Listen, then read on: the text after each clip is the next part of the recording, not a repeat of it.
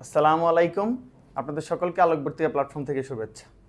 একটি বিষয় নিয়ে আজকে কথা বলবো। আপনারা অনেকেই এই বিষয়টি নিয়ে কথা বলতে বলেছেন। এনএসআই রিটেন এক্সাম, এনএসআই প্রিলি পরীক্ষা হয়ে গিয়েছে। আমরা জানি প্রশ্ন যথেষ্ট কঠিন ছিল, তারপরেও তো অনেকে টিকবেন, তারা রিটেন পরীক্ষা দিবেন। তাহলে এই যে সময়টা, ঈদের মধ্যে তো আর রিটেন হচ্ছে না, ঈদের পরে রিটেন হওয়ার জন্য আপনারা কিভাবে আসলে রিটেনের প্রস্তুতিটি গ্রহণ করবেন। আমি ব্যক্তিগতভাবে 23 ভিত্তিক যে সার্কুলার ছিল সেখানে কি কি পড়েছি, কি কি প্রশ্ন পরীক্ষায় এসেছে, এই বিষয়টি নিয়ে আপনাদের সামনে আসলে আলোচনা করব। আপনারা জানবেন যে এনএসআই রিটেন এক্সামের মোট নম্বর থাকে 100 নম্বরের উপর রিটেন এক্সাম হয়ে থাকে। আপনি সময় পাবেন 2 ঘন্টা, আপনার প্রশ্ন থাকবে 10টি এবং প্রতি প্রশ্নের মান হচ্ছে 10 করে। তারপর টোটাল 10টি প্রশ্নের 10 করে 100 নম্বরের উপর 2 ঘন্টার একটি রিটেন এক্সাম হবে।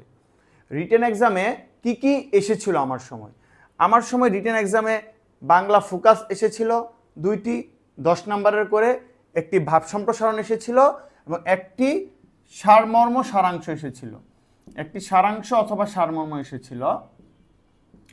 এই ছিল বাংলার যে পার্টটি। আপনি বাংলা পরীক্ষায় কতটুকু লিখবেন মনে রাখবেন। এনএসআই রিটেন এক্সামে কোনো গণিত আসেনি, গত বছরের 2টিতে কোনোটাতেই গণিত আসেনি। তার মানে বাংলার জন্য আপনার ফোকাস পড়তে হবে, ব্যাংকের মতো কিছু ফোকাস ইম্পর্টেন্ট, আপনার সারাংশ সারমর্ম আসতে পারে এবং ভাব সম্প্রসারণ। প্রতি প্রশ্নের মান ছিল 10 করে, 3টি বাংলা প্রশ্ন ছিল, বাকি 70 নাম্বার ছিল ইংলিশ। ইংলিশে কি এসেছিল? ইংলিশেও ফোকাস এসেছিল। ইংলিশেও আপনার 60টি ফোকাস এসেছিল, বাংলাদেশ অ্যাফেয়ার্স এবং ইন্টারন্যাশনাল অ্যাফেয়ার্স, মানে বাংলাদেশ বিষয়াবলী এবং আন্তর্জাতিক বিষয়াবলীর মিলিত 60টি ফোকাস এসেছিল আপনার 10 নাম্বার করে। সো এনএসআই রিটেন এক্সামের জন্য আপনার অনেক বেশি প্রস্তুতি গ্রহণ করার দরকার নেই। ব্যাংকের মতো শুধুমাত্র ফোকাস রিলেটেড পড়াশোনা এবং টাইম ম্যানেজমেন্ট হবে আপনার জন্য চাকরি পাওয়ার মেইন বিষয়। আপনার টাইম ম্যানেজমেন্ট, আপনি যদি টাইম ম্যানেজমেন্ট প্রপারলি করতে পারেন তাহলে আপনি আসলে টিকে যাবেন। আপনার টাইম ম্যানেজমেন্ট করতে হবে, আপনার টাইম ম্যানেজমেন্টটা খুব খুব বেশি ইম্পর্টেন্ট। তো ফোকাসের মধ্যে কি কি ইম্পর্টেন্ট আমি কিছু জাস্ট লিখেছি, আমি বিস্তারিত আরও ভিডিও করব। যেমন ফোকাসের জন্য ল অ্যান্ড অর্ডার সিচুয়েশন, যেহেতু আপনি এনএসআই পরীক্ষা দিবেন, দেশের সামগ্রিক আইন শৃঙ্খলা পরিস্থিতি এবং অন্তর্বর্তীকালীন সরকারের চ্যালেঞ্জ, ইন্টারিম সরকারের চ্যালেঞ্জ হচ্ছে আপনার কোয়েশনে আসতে পারে যে তারা কি কি চ্যালেঞ্জ ফেস করছে।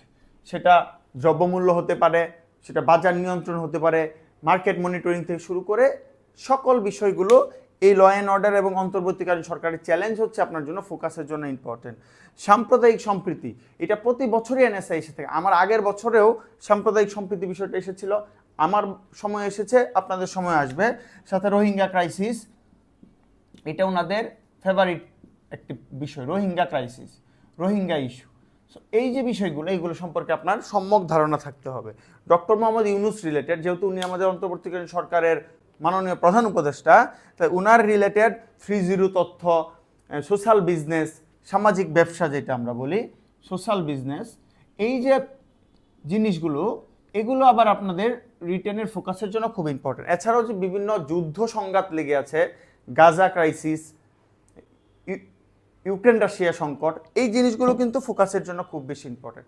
এবং অ্যাজ ইউজুয়াল আমাদের জুলাই যে আপরাইজিং হয়েছে, জুলাই গণ অভ্যুত্থান আমাদের সিলেবাসের জন্য অনেক অনেক বেশি ইম্পর্টেন্ট। তাই যদি আপনি এনএসআই রিটেনের প্রস্তুতি এখন থেকে গ্রহণ করতে চান, আমি বলবো এই জিনিসগুলো আপনি দেখতে পারেন। অনেক বেশি দিকে মনোযোগী না হয়ে আপনি ফোকাস, সারাংশ, সারমর্মর দিকে মনোনিবেশ করতে পারেন এবং ল অ্যান্ড অর্ডার সিচুয়েশন, সাম্প্রদায়িক সম্প্রীতি, রোহিঙ্গা ক্রাইসিস, সামাজিক ব্যবসা, সোশ্যাল বিজনেস, জুলাই আপরাইজিং, এই যে ফোকাসগুলো, এগুলো নিয়ে আপনারা আসলে পড়াশোনা করতে পারেন। মনে রাখবেন এনএসআই রিটেনে ভালো করার জন্য আপনার অবশ্যই টাইম ম্যানেজমেন্ট এবং টু দি পয়েন্টে লেখা খুব বেশি গুরুত্বপূর্ণ। আমি এনএসআইয়ের মেধা তালিকায় দ্বিতীয় হয়েছিলাম, আমার ওটি প্রথম রিটেন থাকা সত্ত্বেও শুধুমাত্র প্রপার টাইম ম্যানেজমেন্টের কারণে কিন্তু আমি চাকরিটি পেয়ে গিয়েছিলাম। তাই আপনাদের জন্য আমার অ্যাডভাইস থাকবে, আপনারা যেইভাবে প্রিপারেশন গ্রহণ করেন না কেন, প্রথমে প্রশ্নের মান এবং প্রতি প্রশ্নের জন্য কত নাম্বার তা দেখে তা সময় দিয়ে ভাগ করে আপনি পরীক্ষা দিবেন। সাপোজ আপনার 2 ঘন্টার একটি পরীক্ষার একই ধরনের 100 নাম্বারের প্রশ্ন থাকলো, তারপরে প্রত্যেক প্রশ্নের জন্য আসলে 12 মিনিট পাচ্ছেন, আপনি কোনোভাবেই 12 মিনিটের বেশি লিখবেন না। মনে রাখবেন আমি যখন পরীক্ষা শেষ করেছিলাম, আমার সামনের জন 9 নাম্বার আনসার করছিল, প্রথমে বলেছি 10টি প্রশ্ন ছিল, আমার পিছনের জন্য 9 নাম্বার আনসার করছিল।